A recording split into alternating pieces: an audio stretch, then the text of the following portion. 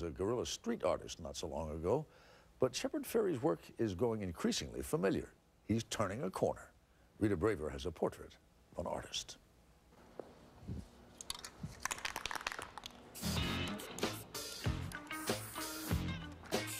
My talent is more for making a bold, iconic graphic that is provocative.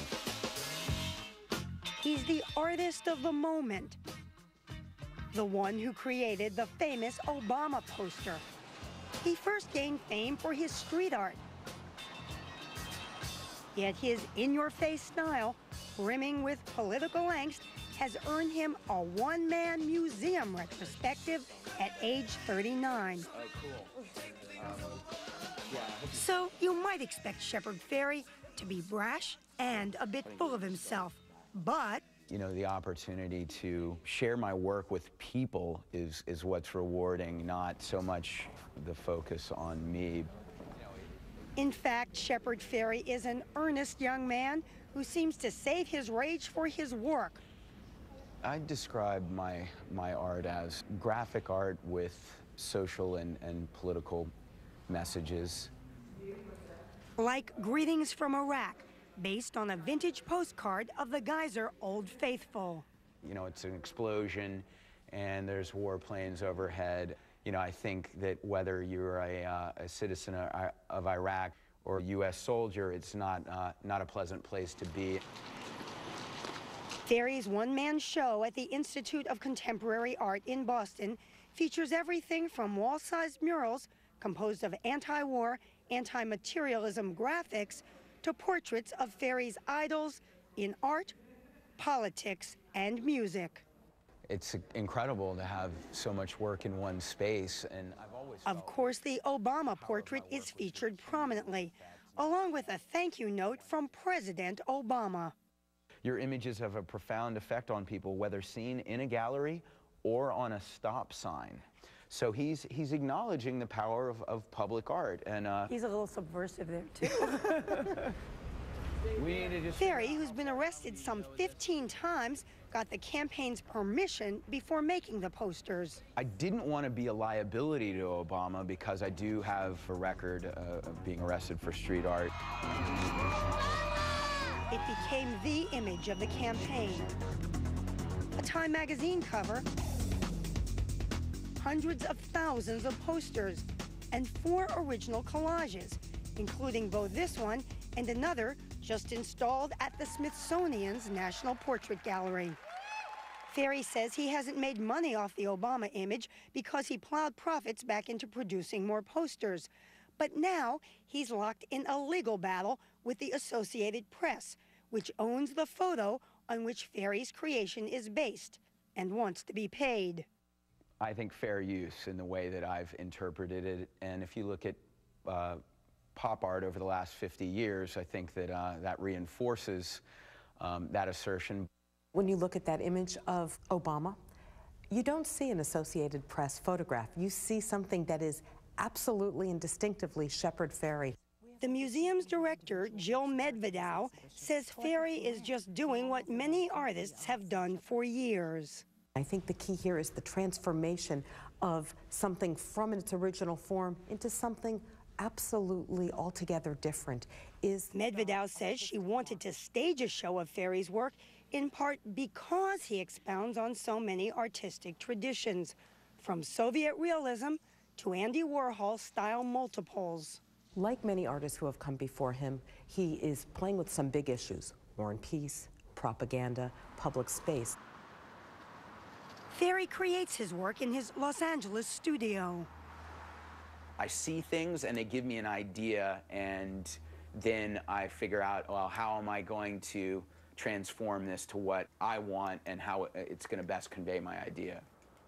Ferry studied illustration at the Rhode Island School of Design. He grew up in South Carolina, the son of a doctor, a rebellious kid heavily into skateboarding and board designing. In the early 80s, he became fascinated with the professional actor and wrestler known as Andre the Giant. What was it about that face that somehow spoke to you? Well, I think that the face is very unique. He, at a glance, was both sinister and goofy. For years, he plastered his distinctive Andre stickers and posters all over the world,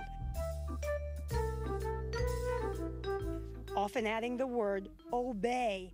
The work developed a cult following, captured in the documentary Andre the Giant Has a Posse. It was never intended to get as big as it did. It was just an inside joke between her friend and I. Even Stephen Colbert paid tongue-in-cheek homage to the Andre campaign. Until I saw these, sometimes I forgot to obey. And then I would be like walking down the street and I go, oh yeah, obey what I'm told to do, you know? In fact, Ferry says it's all part of his credo: question everything. I wanted to get people to have to confront the concept of obedience, so I started using the word obey. And question it? Yeah, and question it. Ferry has always challenged authority, often putting his work up clandestinely. But along with the museum show, he was invited to put up public art all over Boston. The mayor even let him decorate City Hall. What's it like to be an outside artist who's suddenly being welcomed by the inside world? Well, it's pretty surreal. Even more surreal when on the day of the exhibit's official opening 2 weeks ago, Boston police arrested Ferry on a 9-year-old vandalism warrant for putting up unauthorized art. He pled not guilty, but still faces further court action. You know, I can justify where I put my work as, you know, part of, an extension of the concept of freedom of speech. It's not appropriate for only advertisers to occupy, you know, the graphic communication of public space. But Ferry is also a proud capitalist. He employs 20 people, producing not only fine art, but also album covers, book jackets, and movie posters. His studio just created this new advertising campaign for Saks Fifth Avenue. Married and the father of 2, he dismisses critics who say he has sold out. I'd be starving or unable to proliferate my work if I didn't have some source of income. But today, Shepard Ferry seems poised for the kind of fame few American artists have achieved in recent years. Is this work that will hold up in another 25, 50, 100 years? I think so. I think that these images are going to end up as some of the iconic images of the beginning of the 21st century. Do you hope that people just say, okay, he was the right artist for his time? Yeah, I would hope so. I don't think I could hope for anything better than that. I think that'd be pretty great.